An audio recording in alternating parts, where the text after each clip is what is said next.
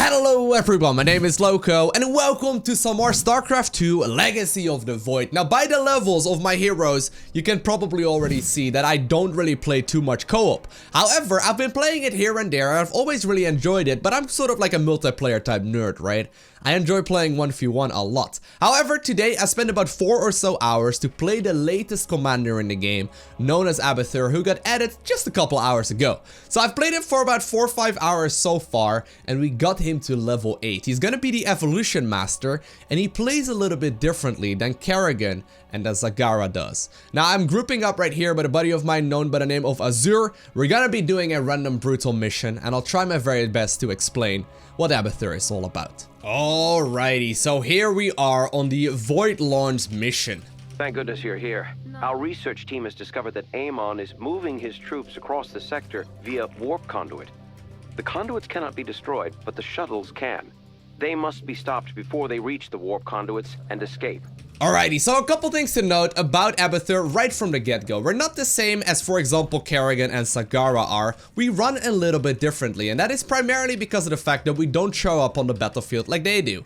We are focusing on a much smaller army, however, Abathur will be able to buff up that army significantly.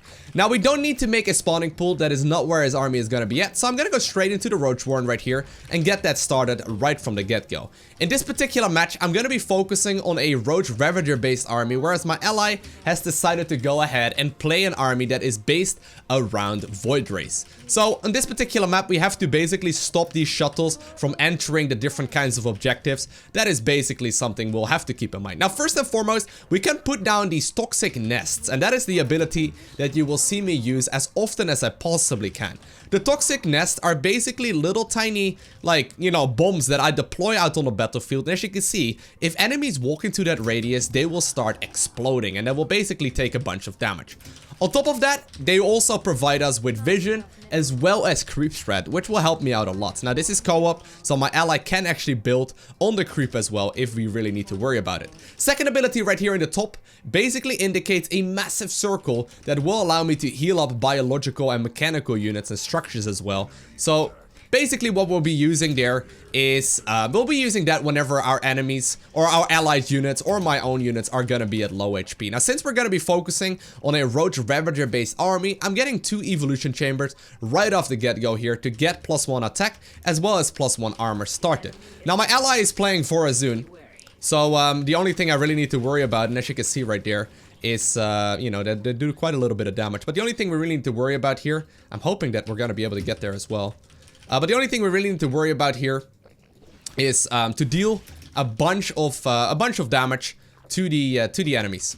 Now, for the moment, as you can see, these little tiny globs get dropped on the ground, and I can loot that with my Roach. My Roach get healed up by that. It does a little bit of additional damage as well.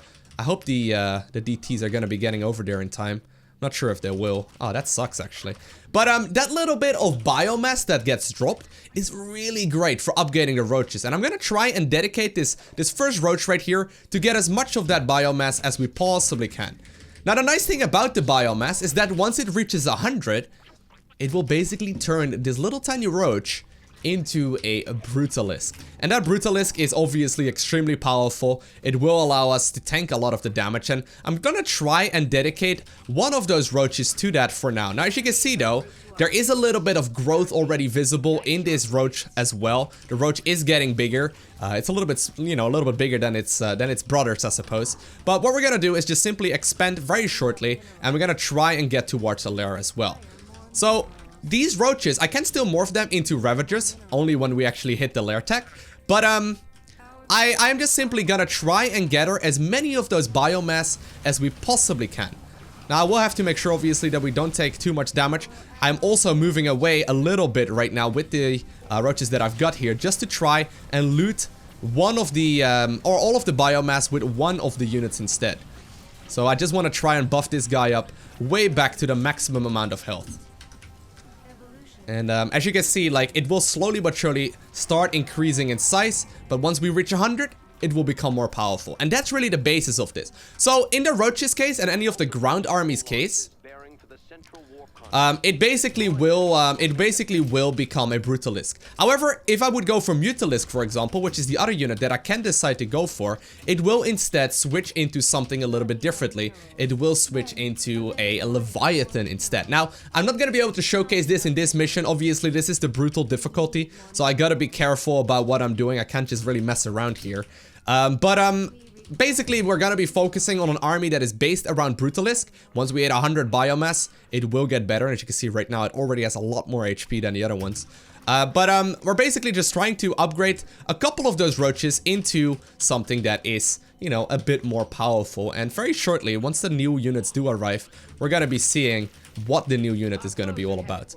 Now, I'm adding in a bunch of Swarm Queen here as well. The Swarm Queens are a little bit differently than the queens you may be used to. They will be able to hit anti-air, and they have their, like, rapid transfusion on autocast, so that's really quite nice as well. But, we're gonna have to get at least a bunch of anti-air, as we need to kill as many of those things as possible. So, we're gonna be able to get to a high amount very shortly, and I think this is exactly where we are gonna be looting. Will we actually be looting 100? Yeah, we're gonna be fine. So, this thing will start dealing damage, and it will start trying to get in there, but look at the Brutalisk. It's morphing in as soon as we reach 100. And that's stupidly strong. Look how big the thing is, right? That thing is huge, and it will allow us to get a lot of additional work in. So it's a really cool way of playing this race now, and it basically allows us to get a really powerful ground-focused army. Now the Brutalisk does, you know, have the option to hit ground as well as air. In particular, it's a tank though. It really just soaks a lot of the damage up. And we will be using it exactly like that. We can only have 3 of them active at any given time. You can have 3 Leviathan and 3 of the other things all at once, ready to go. But, you know, that's not really what we are worried for here. We're just simply trying to morph in a bunch of them to soak the damage. Now, one important ability that I have as well is this tunnel underground thing that can be used on the entire map. I can basically spawn their Brutalisk wherever I really wanted to. Now, we obviously do need to get more and more anti-air here just to deal with all of the aggression. I'll just escort this, this bonus objective here. And slowly but surely, we are gonna be getting a bigger Brutalisk count. And that's really what I'm focusing on here. Just trying to get a bunch of them. Trying to get the maximum of 3 as soon as possible. And obviously, the Swarm Queens that we've got will start, you know, buffing those units up as well. So it's really quite nice. Now, one of the upgrades that I can get in the evolution chamber is called the incubation chamber. And the incubation chamber makes it so that I can produce 2 queens out of every lair and hatchery and hive at any given time. So it's a cool way of getting a little bit of extra queens out on the map that will be allowed to obviously once again upgrade our Leviathan. So notice, right, we got a much smaller army than some of the other races, or some of the other classes, I guess, that we got, or some of the other commanders got, right? But our army is going to be extremely powerful, and while the supply count may be a little bit deceiving, we will be able to become one of the most powerful maxed out armies that you can find. Now, I am obviously adding on more and more roaches here. We are going to be adding in as many queens as possible. Right now, or at least almost, I can produce 2 of those at a time. So, well, as soon as we can at least, I'm going to do so. For the moment though, it looks like we have to go ahead and defend for just a bit longer. I'm gonna tunnel away with this guy because I really don't want to lose him. And slowly but surely our army becomes really, really powerful. So, I'm just simply trying to hold on here, not really taking any unnecessary risk. And I'm making sure that we connect our bases with creep so that our units can move around a little bit faster. Now, one important thing to note as well that I haven't quite mentioned yet is that the roaches that we're making only cost gas, or only cost minerals. They don't cost any gas. And that's the strength as well of Abathur. Since we are actually also, you know, spawning more larvae out of every hatchery than the other heroes do, we don't need to worry about queen injects or anything like that. But we're just simply making a lot of roaches using the gas to upgrade our units instead. The swarm queens also do cost 50 gas each, so they're pretty pricey, and since we're producing 4 at a time here, that is something that we can't just forget about. Now, we got a couple of other things as well, such as, for example, the biomechanical transfusion that basically increases the strength of the queen, but we are basing our army around this. Now, if you wanted to, you could make an army that is based around a completely different concept. You could make an army that is based around, for example, Brutalisk and Vipers. That is something that I haven't actually personally tried out very much. I have played a couple games so far where I try out with an army that is based around Mutas instead. But it's a cool concept. that really does allow you to get a completely different playstyle than Kerrigan and the other heroes do. And it's nice. It's really, really fun. Now, obviously, this doesn't necessarily mean that this is an easy guide to play. You do need to be rather smart about your decision making. And, you know, obviously he's not gonna be like stupidly overpowered or whatever compared to the other heroes that are in the game. But he's definitely very strong. He's definitely extremely powerful. And he can be played at the brutal difficulty for sure. Now, I don't actually know exactly what we're gonna be unlocking yet at level 14, 15, and like the highest levels. And that's primarily because I don't want to spoil myself. I don't want to be spoiling the upgrades that we're gonna be getting here. So I'm just basically leveling up as I go and checking out the upgrades as we go. Now, I am getting a lot of Corruptor here. Obviously, Corruptor in combination with Vortex. Pretty good. And so far, this seems to be one of the, you know, stronger setups that we've had. Very, very solid. I am going up to a hive right now as well to get some more upgrades going. One of the things to note as well about the roaches and the ravages as well is that we have a couple of extra upgrades that you don't have in the single player. For example, one of them provides roaches with like 3 additional armor when they are below 50% health, and in general it just makes the roach ravager ball even more powerful. And I'm sure that we will also get some other upgrades as well, but I'm gonna go ahead and add on a few vipers because I haven't really been playing them very much, and I think they will work well in this army composition that we've got going on right now. Now, as you can see, right, slowly but surely we are building up as big an army as Zagara again, and a bigger army as Kerrigan again. Obviously Zagara works a little bit differently in that regard, but we really started off with a tiny army. So if you can group up with someone like Vorazun, it's extremely helpful, as Vorazun basically allows you to just sort of get the early game defense completely covered. Now, we do need to worry a little bit about this this situation. I don't think we really need to be there, to be honest. We probably just want to retreat. With the leftover minerals that I got here, I think we're gonna spend a little bit of those on getting some solid anti-air as well in some spore crawlers. Spore crawlers are always good. And we'll just simply try and build a more gas-heavy army, which is definitely the way to go. Definitely the way to go. So there's actually a lot of Proto stuff coming in right now. We should be able to be just fine. Oh, he's actually gonna use time stop. All right. So that time stop obviously does allow me to start doing damage here. One thing to note about corrosive bile is that it actually doesn't deal damage to my own units. So that's pretty good as well. And we can, you know, we can yank these things away if we really wanted to. And Vipers actually also do anti-air damage right now. So this is looking relatively straightforward for us. And you can see, like, without the mutations active, which has been introduced into the game as well today, you know, this isn't actually too difficult right now, just because if it is 2 relatively good players playing, it does become a relatively straightforward one, even though this is one of the more difficult, you know, one of the more difficult missions in the game. So one of the things I have been thinking about, and let me know down below in the comment section of the video if you think this is a good idea, but one of the things I have been thinking about doing is playing the mutation missions, which is one of the new modes that they've added into the game, that basically every single week are added into it, and basically every single week changed, that make the co-op mission a little bit difficult. I have been thinking about doing a weekly video on the co-op missions with one of the, you know, StarCraft 2 content creators. So let me know down below if you think that is a good idea. I could group up with several people. I know most of the people that make videos and whatnot. So if you're interested in you know, any of those videos, and if you think that's a good idea, let me know down below.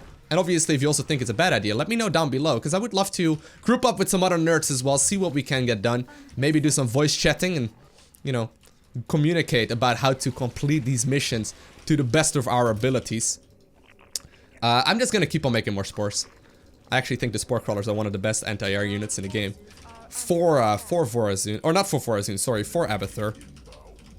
And while this may be, you know, a big army, with some corrosive biles, we will be able to easily nuke down all of these things with relative ease. And look at the amount of void rays that are enabled right now as well.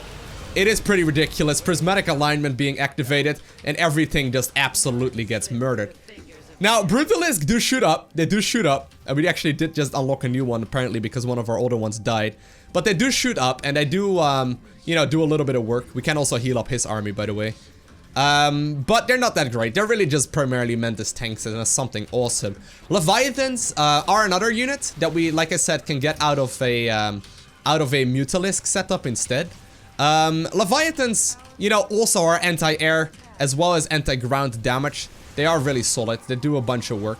But primarily, I think most people that play this this hero will be focusing an army around Roach Ravager and then into like Swarm Queens and maybe a bunch of, and then we get another Brutalisk, but maybe a bunch of Brutalisk added to it as well.